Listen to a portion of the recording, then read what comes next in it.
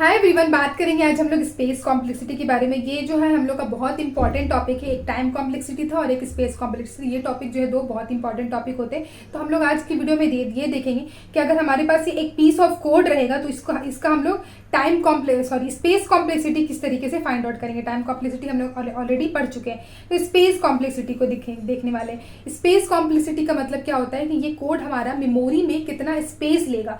ठीक है, अब जैसे हमें पता है कि हमारे फोन की जो स्टोरेज होती है उस मेमोरी में हमारे पास 4 बाइट की जगह होती है। ठीक है, हम लोग स्पेस की बात इसलिए कर रहे होते हैं क्योंकि हम लोग इन द फ्यूचर हम लोग अभी जो है अपने स्मॉलर कोड से स्टार्ट कर रहे हैं लिखना। फ्यूचर में हम लोग एक बड़ी सी वेबसाइट बनाएंगे, कुछ अच्छा सा ऐप बनाएंगे, तो हम लोग चाहेंगे कि वो जो भी चीज़ हम लोग बनाए, जो भी सॉफ्टवेयर हम लोग डेवलप करें, वो अगर कोई इंस्टॉल कर रहा है ना तो उसकी मेमोरी में कम से कम जगह ले, और दूसरी चीज़ एग्जीक्यूट होने में भी जो हमारा कम से कम स्पेस ले। ठीक है, मतलब जब भी वो मेमोरी में जाए तो वो हमारा जो है कम से कम जगह ले हमारी मेमोरी में। तो ये जो कोड हम लोग यहाँ पे देखेंगे ये हमारा बस एक पीस ऑफ कोड होगा जिसे हम लोग सीखना स्टार्ट कर रहे हैं। ठीक है, तो आगे आने वाले दिन में आपको जो है, अगर आप एक बड़ी सी वेबसाइट बनाने के लिए अगर आप कुछ कोड लिखोगे तो आपको उसको ऑप्टिमाइज्ड किस तरीके से रखना है इन टर्म्स ऑफ स्पेस आप लोग को समझ में आएगा। तो जैसे कि एक 4 GB का आपका स्टोरेज है, तो 1 GB का हम लोग नहीं बना सकते हम लोग कोई भी अपना सॉफ्टवेयर। ठीक है, तो हम लोग कोशिश करेंगे कि जो स्पेस है वो कम से कम हो। ठीक है, तो हम लोग यहाँ पे भी क्या करते हैं, जैसे टाइम कॉम्प्लेक्सिटी में मैंने बोला था कि टाइम कॉम्प्लेक्सिटी में हम लोग जब भी टाइम कॉम्प्लेक्सिटी निकाल रहे होते हैं तो उसको हम लोग इस तरीके से नहीं बोलते हैं कि ये कोड जो है हमारा 2 सेकंड लेगा, 3 सेकंड लेगा, या फिर 2 मिली सेकंड लेगा, 2 माइक्रो सेकंड लेगा। इस तरीके से नहीं बोल रहे होते। उसको हम लोग को रिप्रेजेंट करने का तरीका है तो होता है बिग ओ, यानी कि ऑर्डर ऑफ करके रिप्रेजेंट करते हैं कि ये कोड इस ऑर्डर में जो है इसका रिप्रेजेंट होगा। तो सेम जो हमारे हम लोग जब भी स्पेस की बात करेंगे ना तो हम लोग बाइट में बात नहीं करेंगे। बाइट मतलब क्या हुआ, बाइट हमारा मेमोरी का जो है यूनिट है। इसको हम लोगों ने ऑलरेडी पहले की वीडियो में देख चुका है। ठीक है, हमारे जब हम लोग बोल रहे होते हैं ना 4 GB, फोन की स्टोरेज के बारे में सबको पता होता है 4 GB। तो ये GB का मतलब क्या होता है, गीगाबाइट। हमारे पास MB में भी होते हैं, MB मतलब होता है मेगाबाइट, KB का मतलब होता है किलोबाइट। ठीक है, फोटो खींचने हैं ना अभी हम लोग, तो आज के टाइम पे वो कोई भी फोटो अगर 4-5 MB में आता है, हमारा एक फोटो की साइज होती है वो। ठीक है, तो मतलब एक अगर आपने एक फोटो क्लिक किया फोन से और उस फोटो का साइज आपकी 2 MB है और आपके फोन की साइज 4 GB है, तो इसका मतलब मेमोरी में आपके पास 4 जगह है, 4 GB की जगह है, और आपका फोटो उसमें से 2 MB की जगह मांग रहा है आपके फोन में स्टोर रहने के लिए। ठीक है, तो हम लोग को यहाँ पे क्या फाइंड आउट करना पड़ेगा कि जो भी हमारा स्पेस है हम लोग उसको मान लेते हैं कि हमारे पास कोई मेमोरी का स्पेस है, तो उस वाली मेमोरी में ये वाला कोड कितना जगह लेगा। तो जब भी हम लोग इस चीज़ को बात कर रहे होते हैं ना तो हम लोग क्या है, फोटो वीडियोस को KB में बोल रहे होते हैं, लेकिन इस चीज़ को भी हम लोग क्या करते हैं ना KB में या फिर बाइट वगैरह में नहीं बोलते। जैसे 1 बाइट इक्वल टू 8 बिट होता है हमारा। ठीक है, तो बाइट या बिट वगैरह से रिप्रेजेंट नहीं करते अपने स्पेस कॉम्प्लेक्सिटी को। इसको रिप्रेजेंट करने का हमारा तरीका होता है बिग O से रिप्रेजेंट करते हैं, यानी कि ऑर्डर ऑफ फंक्शन से रिप्रेजेंट करते हैं, जैसे हम लोगों ने टाइम कॉम्प्लेक्सिटी में देखा था। ठीक है, तो जैसे हम लोग बात करें इंट की, तो यहाँ पे ऐसा नहीं कहेंगे कि ये 4 बाइट लेगा। हमें पता है कि इंट जो है 4 बाइट का होता है, यहाँ पे भी इंट है तो ये भी 4 बाइट का होगा, ये भी इंट है तो ये भी 4 बाइट का होगा। ये प्रिंट स्टेटमेंट है तो एक काम करते हैं, इसको 1 बाइट का ले लेते हैं। ठीक है, तो ये कितना हो गया, टोटल 13 बाइट हो गया। तो हम लोग कह देंगे कि इसकी स्पेस कॉम्प्लेक्सिटी है 13 बाइट। ये चीज नहीं करना है। ठीक है, इसको किस तरीके से करते हैं हम लोग, बिग O के टर्म में रिप्रेजेंट करते हैं। ठीक है, तो स्टार्ट करते हैं अपना हमारा क्वेश्चन नंबर 1 से, कैसे करना है। सो गाइस, उससे पहले आप लोग से रिक्वेस्ट है कि अगर आप लोगों ने मेरे चैनल को सब्सक्राइब नहीं किया है तो प्लीज सब्सक्राइब कर दें और वीडियो को लाइक कर देना। And you can also follow me on LinkedIn and Instagram. तो देखो, जब भी हम लोग यहाँ पे जैसे स्पेस की बात करें तो ये वाला कोड हमारा कितना स्पेस लेगा। हमारे पास कितने वेरिएबल्स है, वैसे वेरिएबल्स है हमारे पास, एक A वेरिएबल है, एक वेरिएबल है B, और एक वेरिएबल है सम। ठीक है, हमारे पास 3 वेरिएबल है। और भी कुछ है क्या, नहीं और कुछ नहीं, हमारे पास बस 3 वेरिएबल है और 3 ही वेरिएबल। और ये जो लास्ट स्टेटमेंट है ना हमारा, ये हमारी मेमोरी में कोई जगह नहीं लेगा। ये प्रिंट सम मतलब सिंपली ये जो हमारा आउटपुट को प्रिंट कर देगा, तो ये मेमोरी में कोई जगह नहीं लेगा। ये जो स्टेटमेंट है सम वाला स्टेटमेंट, ये कुछ जगह लेगा। मतलब ये A+B जो भी हमारा, देखो इस तरीके से, इसके लिए 4 बाइट की मेमोरी, क्योंकि ये इंट वेरिएबल है तो 4 बाइट की मेमोरी एलोकेट की है, इसके लिए 4 बाइट की मेमोरी और इसके लिए भी 4 बाइट की मेमोरी एलोकेट कर दी है। ठीक है, तो अब जब हम लोग प्रिंट की बात कर रहे हैं ना, तो कोई एक्स्ट्रा मेमोरी लग रहा है क्या, जिसमें प्रिंट है ऐसे करके कुछ प्रिंट करने के लिए कोई एक्स्ट्रा मेमोरी नहीं लग रहा है हमारा। हम लोग का जो सम वेरिएबल है उसको बस हम लोग प्रिंट करा दे रहे, तो मेमोरी में कोई जगह नहीं लग रही थी हमारी। ठीक है, तो हम लोग क्या कहेंगे कि ये जो ए है ये कितना जगह लेगा। तो मैंने बताया ना 4 बाइट नहीं बोलेंगे हम लोग क्या करेंगे, अगर वो एक इंट में है तो इसको किस तरीके से करेंगे, हम लोग इसको कह देंगे ये एक कांस्टेंट स्पेस लेगा, यानी कि सपोज 1 स्पेस लेगा, 1 यूनिट ऑफ स्पेस लेगा, ठीक है। और ये दूसरा भी जो हमारा 1 यूनिट ऑफ स्पेस लेगा, और ये तीसरा जो है सम वेरिएबल ये भी इंट का है, ये भी 1 यूनिट ऑफ स्पेस लेगा। क्यों नहीं बोलते, हमें पता है कि यहाँ पर तो इंट लिखा हुआ है, 4 बाइट का स्पेस लेगा। देखो एल्गोरिदम की हम लोग बात कर रहे हैं, सबसे पहली चीज हम लोग बात कर रहे हैं एल्गोरिदम की। तो जब हम लोग एल्गोरिदम लिखते हैं ना, वो लैंग्वेज इंडिपेंडेंट होता है। यहाँ पे मैंने इस तरीके से लिख दिया है, लेकिन हम लोग इस तरीके से भी तो लिख सकते हैं, ये सेम लाइन को ए ऐसे करके लिख सकते हैं, A20 B30 और सम ऐसे एरो देके A+B और फिर प्रिंट सम, ठीक है। ये भी हमारा सेम ही एल्गोरिदम है, जो ये एल्गोरिदम है वही ये भी एल्गोरिदम है, सेम है दोनों। तो इसके लिए हम लोग क्या करेंगे, हम लोग यहाँ पे इंट नहीं, जरूरी नहीं है कि इंट ही हो, तो मैंने वो लिख दिया है, तो इंट फ्लोट भी हो सकता है, डबल भी हो सकता है, लॉन्ग भी हो सकता है। अगर डबल वेरिएबल है तो इसका मतलब ये 8 बाइट जगह लेगा, ये भी 8 बाइट लेगा, ये भी 8 बाइट लेगा। तो जो भी लेगा कोई कांस्टेंट जो है हमारा स्पेस लेगा, तो इसीलिए हम लोग उसको डिनोट कर देते हैं 1 से, कि 1 यूनिट ऑफ स्पेस लेगा, ये भी 1 यूनिट और ये भी 1 यूनिट। तो इसीलिए यहाँ पे 1 + 1 + 1 करके जो 3 आए ना, तो 3 भी हम लोग 1 जैसे टाइम कॉम्प्लेक्सिटी में किए थे वैसे यहाँ पे, तो इसकी जो है स्पेस कॉम्प्लेक्सिटी हो जाएगी हमारी,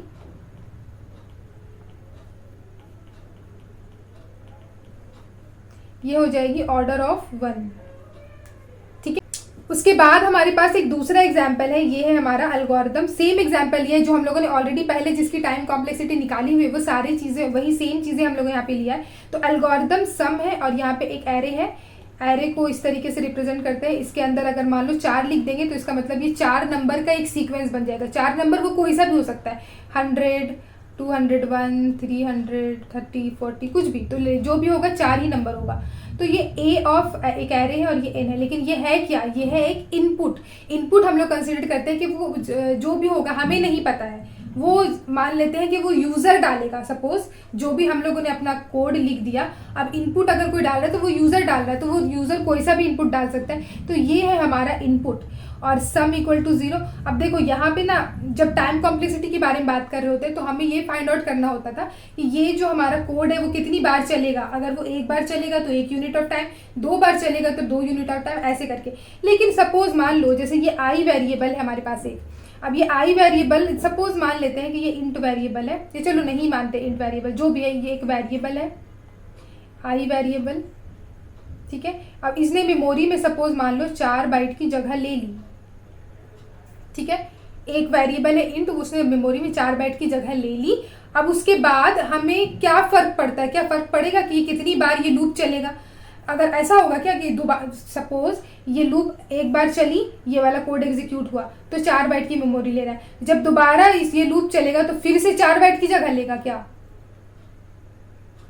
दोबारा फॉर लूप चलेगा तो ये इन आई वेरिएबल है, ये अपना ही इसी को एग्जीक्यूट करेगा ना, जो 4 बाइट की इसने एक बार ऑलरेडी जगह ले ली, इसी को एग्जीक्यूट करेगा ना, वो दोबारा फिर से वैल्यू चेंज हो करके बार बार, ठीक है। पहले आई की वैल्यू 1 होगी, फिर 2 होगी, इस तरीके से। तो ये एक जगह ले चुका है मेमोरी में। अगर जब वो चेंज हो रहा है, मतलब फॉर लूप अगर 10 बार चल रहा है, तो ये मेमोरी जो है एक ही बार, वो हमारे मेमोरी का एक ही स्पेस ले चुका है वो, ठीक है। इंट आई, वो लूप चाहे कितनी बार चले, लूप 10 बार चलेगा ना, वो टाइम बढ़ाएगा, मतलब अगर चल रहा है बार बार चल रहा है तो टाइम बढ़ाएगा, स्पेस नहीं बढ़ाएगा, स्पेस उसने एक बार ले लिया, ठीक है। तो जब हम लोग टाइम कॉम्प्लेक्सिटी के बारे में बात करेंगे तो यहाँ पे हम लोग ये चीज देखते हैं कि कितने नंबर ऑफ वेरिएबल्स हमारे यूज हुए हैं। तो जहाँ पे देखो हमारे पास एक एरे है ए, एक है वेरिएबल एन, एक वेरिएबल है हमारा सम वेरिएबल, एक है आई, और कोई वेरिएबल नहीं है, ठीक है। अब दूसरी चीज यहाँ पे जो हमारा स्पेस कॉम्प्लेक्सिटी होता है, वो हमारा इनपुट वेरिएबल हम लोग नहीं देखते, हम लोग देखते हैं इनपुट को छोड़ के हम लोग कितना एक्स्ट्रा स्पेस जो है हमें लग रहा है एक एल्गोरिदम को एग्जीक्यूट करने में, हम लोग के पास कितना एक्स्ट्रा स्पेस लग रहा है। तो ये जो ए और एन है ना, ये हमारा इनपुट है, ये है हमारा इनपुट। तो इस पे हम लोग ध्यान नहीं देंगे कि ये कितना ले रहा है। अब देखो यार, ये एक एरे है, इस एरे में अगर मान लो यूजर ने डाला है 5 नंबर, यहाँ पे n की वैल्यू यूजर ने 5 डाल दी, यानी कि एरे की साइज हो गई 5, ठीक है। तो 5 नंबर का एक बड़ा सा एरे बनेगा। यूजर ने 1 लाख डाला है तो 1 लाख साइज का जो है एरे बनेगा। अगर मान लो यूजर ने 5 डाला है तो 5 इस तरीके से 5 बनेगा, और हर एक नंबर जो है 4 बाइट की जगह लेगा, ठीक है। और यूजर ने 1 लाख डाला है तो 1 लाख नंबर बनेगा, और हर एक नंबर जो है 4 बाइट का जगह लेगा, ठीक है। तो कुछ भी हो सकता है ना, यूजर के इनपुट पे डिपेंड कर रहा है। हम लोगों को नहीं पता है कि कितना नंबर डालेगा वो, उसके इनपुट के अकॉर्डिंग हमारा जो है स्पेस बढ़ सकता है। तो हम लोग को क्या निकालना पड़ता है ना कि कितना इनपुट के अलावा कितना एक्स्ट्रा स्पेस हम लोग ले रहे हैं। इनपुट तो यूजर डालेगा तो उसको हटा दो, एक्स्ट्रा स्पेस कितना लग रहा है। तो ये दोनों इनपुट के अलावा एक्स्ट्रा ये स्पेस है और एक्स्ट्रा ये वाला स्पेस है, एक सम वेरिएबल के लिए और एक आई वेरिएबल के लिए। तो ये है हमारा इनपुट, ठीक है, और ये होगा हमारा एक्स्ट्रा वेरिएबल्स। एक्स्ट्रा वेरिएबल्स, तो ये सम वेरिएबल क्या है, एक हमारा जो है इंट है। सम वेरिएबल क्या है, एक नॉर्मल सा हमारा इंट वेरिएबल है, और ये आई भी क्या है हमारा एक वेरिएबल है, इंट वेरिएबल, ठीक है। तो इसके लिए एक स्पेस और इसके लिए एक स्पेस, तो इसकी जो है स्पेस कॉम्प्लेक्सिटी हो जाएगी, space complexity equals to order of 1, ठीक है। अब ऐसा मान लेते हैं ना हम लोग यहाँ पे कि इसी वाले एग्जाम्पल में कुछ इस तरीके से लिखा रहता, ये जो सम है ये सम ना लिखा हुआ रहता, यहाँ पर कुछ और रहता, जैसे कि मान लो कुछ B of I, B of I. तो क्या जो हम लोग बी को हम लोग स्टोर कर रहे हैं, मतलब ए वेरिएबल, एक एरे ए में हम लोग सम को ऐड करके इसको असाइन कहाँ कर रहे हैं, एक हम दूसरा एरे बी में, तो हमें दूसरा एरे बी एरे बनाना पड़ेगा ना, बी एरे, ठीक है। मतलब ये क्या था हमारा, बी क्या है हमारा, एक दूसरा एरे है। जो इनपुट हमारा एक अलग एरे था ए, और एक दूसरा एरे हमने बनाया बी, तो ये क्या है, एक्स्ट्रा स्पेस लेगा। तो इस टाइम पे उस जब बी हम लोग लेंगे तो एरे होगा हमारा, एरे की साइज एन, तो हमारा हो जाता space complexity big O of N. लेकिन क्योंकि यहाँ पे सिर्फ सम लिखा हुआ है ना, तो फिर हम लोग क्या करेंगे, हम लोग को दिख रहा है कि एक्स्ट्रा कुछ नहीं लगा रहे हम लोग, तो सिर्फ सम की जगह पे यहाँ पे बी रहता, तब हमारा हो जाता ऑर्डर ऑफ एन। लेकिन अभी इस केस में क्या होगा, order of I, order of 1 होगा, ठीक है। तीसरा हमारा एग्जाम्पल है एल्गोरिदम सम, और उसमें हम लोगों ने यहाँ पे ए बी एन लिया है, आई जे सी, इतने सारे वेरिएबल्स है। तो स्टार्ट करते हैं, कितने वेरिएबल्स है हमारे पास, एक वेरिएबल है ए जो कि हमारा 2 डायमेंशनल एरे है, एक वेरिएबल है बी, ये भी 2 डायमेंशनल एरे है, एक है एन, आई, जे और सी भी हमारा 2 डायमेंशनल एरे है, ठीक है। 2 डायमेंशनल एरे को क्या क्या कहते हैं, ठीक है। अब देखो यहाँ पे तो मैंने कह दिया कि अगर 1 डायमेंशनल एरे था तो उसका बिग ओ ऑफ 1 होगा। इसको थोड़ा सा डिटेल में समझ लेते हैं।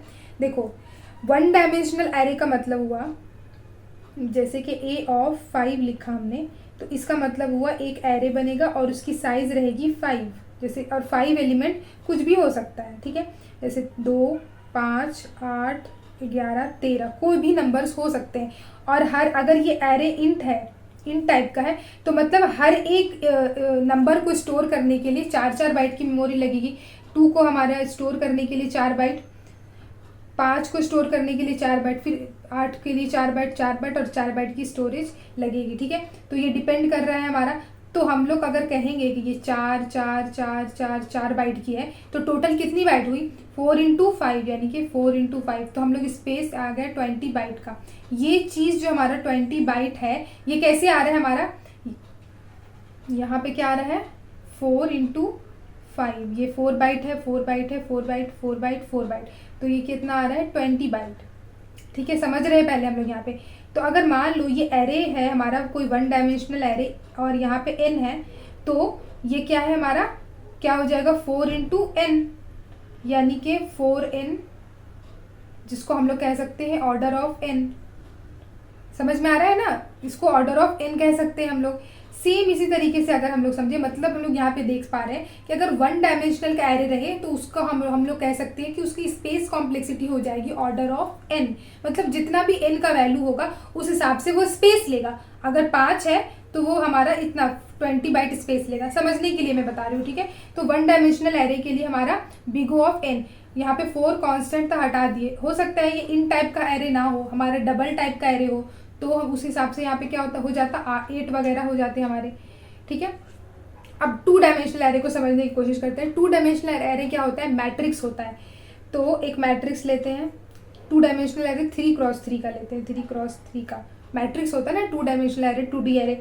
तो जैसे मान लेते हैं यहाँ पर है कुछ 1 2 3 4 5 6 7 8 9, ठीक है, ये 2D एरे। अब यहाँ पे किस तरीके से हम लोग को इसका स्पेस निकालना पड़ेगा। हर एक एलिमेंट के लिए हमारा, इस एलिमेंट के लिए 4 बाइट, इसके लिए 4 बाइट, इसके लिए 4 बाइट, मतलब 4 बाइट इंटू 3, ठीक है, 4 बाइट इंटू 3। सिमिलरली दूसरा जो हमारा रो है उसके लिए भी 4 इंटू 3, और थर्ड वाले रो के लिए भी 4 इंटू 3, इतना बाइट लग रहा है। अब देखो अगर n नंबर के लिए फाइंड आउट करें, a ऑफ n के लिए, ठीक है, तो यहाँ पे ये कितना एरे बनेगा, n मतलब n क्रॉस n का एरे, ठीक है, n cross n, number of rose n, number of column भी n, ठीक है। तो यहाँ पे 1 2 3 से लेकर के n तक जाएगा, फिर 1 2 3 यहाँ पर ये वाला भी n तक जाएगा, और इस तरीके से ये बहुत बड़ा सा एरे बनेगा, और फिर ये 1 2 3 से लेकर के ये n तक, ये इतना बड़ा एरे बनेगा हमारा। तो अगर हम लोग इसका स्पेस निकालें तो हर एक एलिमेंट के लिए 4 बाइट 4 बाइट 4 बाइट 4 बाइट, तो ये कितना नंबर ऑफ एलिमेंट्स है, n नंबर ऑफ एलिमेंट्स है, तो 4 इंटू n, ठीक है। तो ये हो जाएगा फर्स्ट के लिए 4 इंटू n, नीचे भी 4 इंटू n, उसी तरीके से बहुत सारा एलिमेंट और 4 इंटू n। और ये कितने नंबर ऑफ टाइम्स है, ये n नंबर ऑफ टाइम्स है ना, n नंबर ऑफ टाइम्स हुए ना। यहाँ से 1 से लेकर ऐसे आ रहा है, n इंटू n है ना, मतलब यहाँ से भी n होगा और इधर से भी ये n होगा।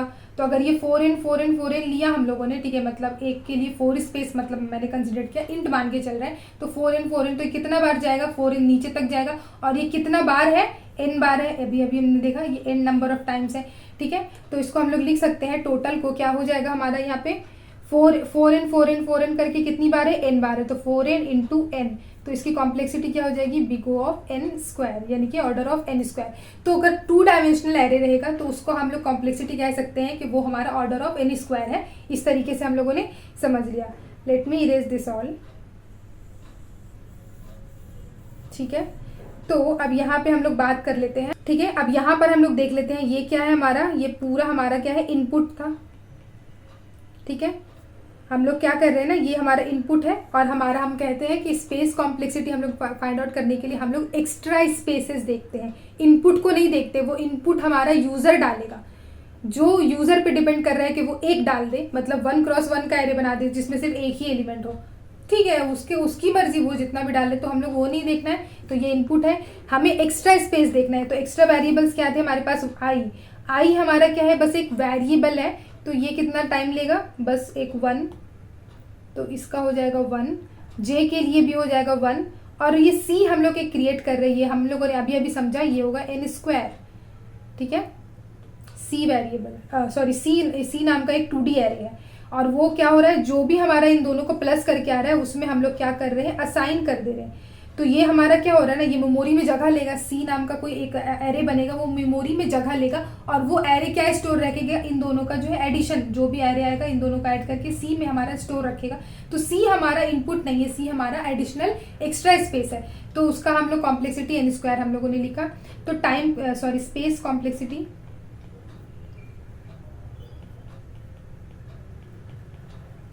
Equal to order of n square, ठीक है। ये हमारा 1 है और ये n स्क्वायर है, तो जो हम लोग है ना हायर ऑर्डर टर्म को लेते हैं, हमें पता है, तो higher order term n square है, n स्क्वायर होगी हमारी स्पेस कॉम्प्लेक्सिटी। उसके बाद एक एग्जांपल नंबर 4 को देख लेते हैं, ठीक है। हमें पता है, जल्दी इसको फाइंड आउट करना स्टार्ट करते हैं। कौन कौन से वेरिएबल है हमारे पास, एक है a, सबसे पहले हमारे पास a है जो कि एक 2D एरे है, b है हमारे पास, b भी एक मैट्रिक्स है, उसके बाद है n, फिर है i, j, सी नाम का एक एरे है 2D एरे, फिर k है,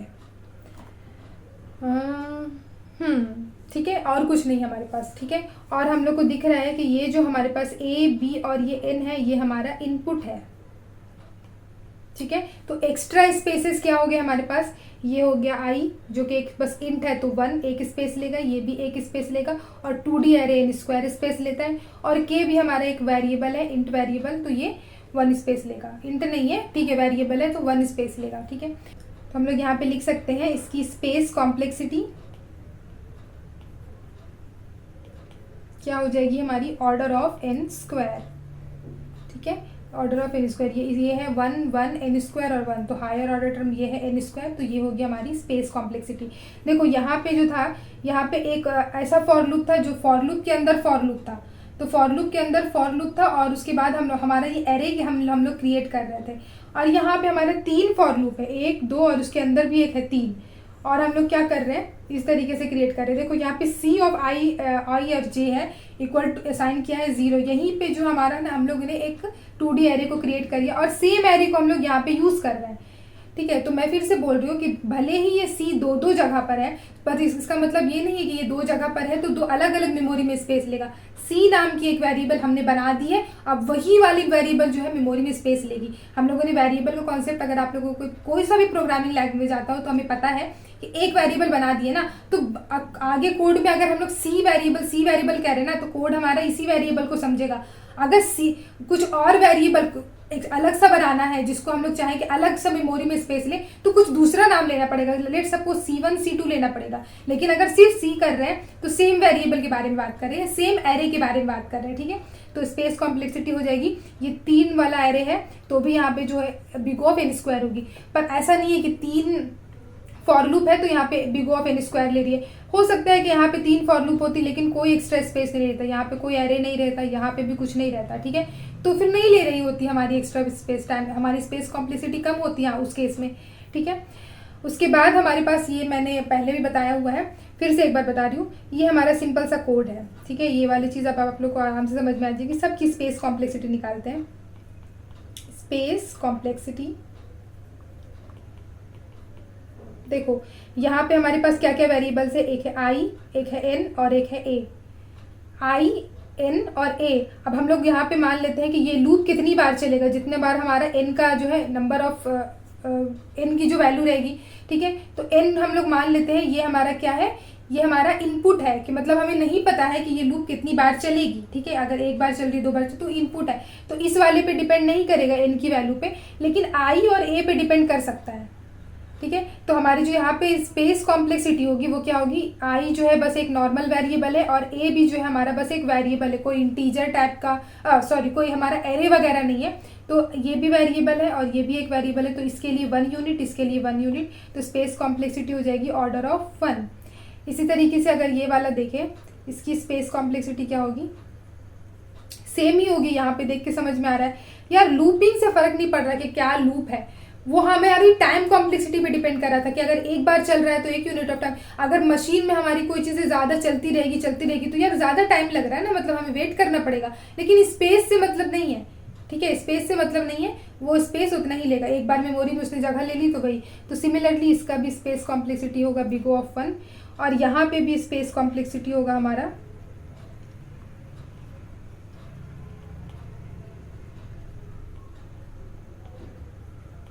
बिग ऑफ 1, और इसी तरीके से इस वाले के लिए भी हमारा स्पेस कॉम्प्लेक्सिटी होगा बिग ऑफ 1। समझ में आया? यहाँ पे भी क्या है, सब अगर n को हटा भी दे, n को हटा दो, ये i और a है, ये भी i है और a है, यहाँ पर भी वही है और यहाँ पे भी वही, सारी चीज़ों में, लेकिन टाइम कॉम्प्लेक्सिटी सब में अलग अलग आ रहा था। ठीक है, अब उसके बाद एक ये वाली हमारे पास क्वेश्चन है, इसमें देखते हैं ये क्या है। इसमें यहाँ पे भी हमारा जो है 2 फॉर लूप है, एक ये वाला फॉर लूप है और एक ये वाला फॉर लूप। तो कौन कौन से वेरिएबल यूज़ किए हमने, एक आई वेरिएबल है, एक जे वेरिएबल है और एक एन है। एन हमारा जो है वो है इनपुट। ठीक है, तो आई के लिए क्या है, एक बस एक नॉर्मल सा वो वेरिएबल है, कोई भी इन फ्लोट डबल टाइप का हो सकता है, कुछ भी बस, लेकिन है क्या वो एक वेरिएबल, मतलब जो भी होगा एक वेरिएबल होगा और एक वैल्यू लेकर के वो मेमोरी में स्टोर होगा। मतलब कितना ब्लॉक लेगा वो मेमोरी में, ये आई के लिए हमारे पास बस एक ही ब्लॉक होगा। ठीक है, तो इसीलिए इसको हम लोग क्या कहेंगे, ये एक यूनिट ऑफ टाइम लेगा, ये 1 यूनिट ऑफ टाइम लेगा। तो स्पेस कॉम्प्लेक्सिटी हो जाएगी इस कोड की भी ऑर्डर ऑफ 1। ठीक है, इसकी भी समझ में आ रही है ना ये चीज़। आई अगर हमारा है, कितनी बार चल रहा है कोई फ़र्क नहीं पड़ रहा, हमारा ये जो हमारा मेमोरी है, पूरा मेमोरी, इसमें मान लेते हैं ये वाला जो है आई का ब्लॉक है, तो एक बार वो जाके अपनी मेमोरी में उसने अपनी जगह बना ली, और जो भी उसमें नंबर से आई की वैल्यू अगर 1 है, 2 है, 3 है, जो भी है उसमें उसकी वैल्यू आ गई। अब वो खसक के वो इधर इस वाली स्पेस में वो जगह नहीं लेगा, ठीक है ना, इसीलिए हम लोग इसको क्या माने, कांस्टेंट 1 मान रहे हैं। ठीक है, उसके बाद एक ये दूसरा कोड है, ये हमारा कॉन्जिक्यूटिव फॉर लूप वाला कोड। ठीक है, इसमें क्या क्या हमारे वेरिएबल्स यूज़ हुए हैं, एक वेरिएबल है आई, एक है जे, ए और बी और एन। अब एन हम लोग यहाँ पे मान लेते हैं इनपुट है। वैसे यहाँ पर इनपुट से जो है ज़्यादा फर्क नहीं पड़ रहा है, क्योंकि इनपुट भी जो है जो भी होगा हमारा एक बेसिक सा वेरिएबल ही होगा। इनपुट अगर यहाँ पे इनपुट देख के क्या लग रहा है, इस वाले पीस ऑफ एल्गोरिथम में देख के लग रहा है कि इनपुट जो भी होगा 5 होगा, 10 होगा, 15 होगा। तो जो भी होगा 5, 10, 15 या फिर 1 लाख भी होगा, मान लेते 1 लाख है, n इक्वल टू 1 लाख है या फिर 10⁶ है। ठीक है, ये है n की वैल्यू। तो जब ये मेमोरी में जाएगा ना, तो ये 10⁶ की जगह यहाँ पे n इक्वल टू 10⁶ इस तरीके से आ जाएगा। और ये जो जगह जो स्पेस होगा वो होगा, अगर इंट वेरिएबल है तो 4 बाइट का ही होगा। ठीक है ना, 10⁶ बड़ा नंबर है तो बड़ा सा जगह नहीं लेगा। ठीक है, वो एक ब्लॉक का ही जगह लेगा, मेमोरी में मेमोरी की एक ब्लॉक की जगह लेगी। तो आई हमारा सिंपल है तो ये 1, जे के लिए भी हमारे पास सिंपली 1 होगा, ए भी 1 होगा और बी भी हमारा जो होगा 2 नहीं, ये भी हमारा 1 होगा। तो इसी तरीके से इस वाले कोड की भी स्पेस कॉम्प्लेक्सिटी होगी ऑर्डर ऑफ 1।